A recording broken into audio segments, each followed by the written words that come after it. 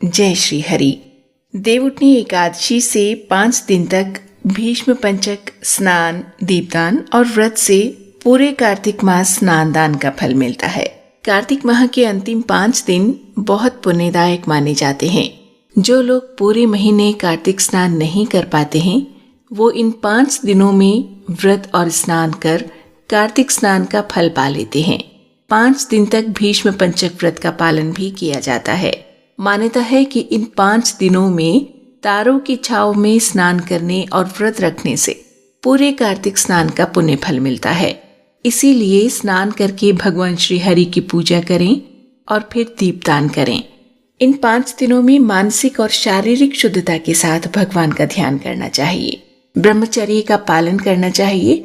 ऐसा कहा जाता है कि जो इन 5 दिनों में स्नान, दान, दीपदान और व्रत का पालन करता है, उसके सभी पापों का नाश होता है।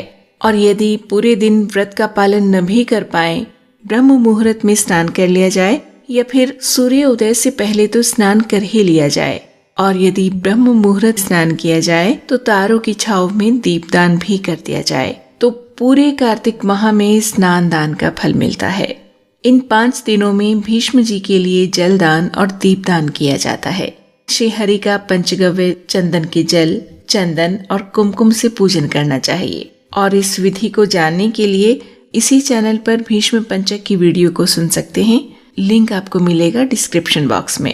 इस बात का ध्यान रखें कि भगवान के सामने सुबह और शाम प्रतिदिन कार्तिक शुक्ल एकादशी से कार्तिक पूर्णिमा तक 5 दिनों तक रोज दीपक जलाएं और भगवान का कीर्तन किया जाता है।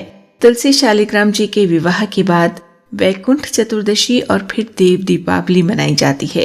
पूर्णिमा को कार्तिक स्नान पूर्ण होता है और इसके बाद किसी उचित ब्राह्मण को भोजन कराकर कपड़े दान करें और दक्षिणा दान दें।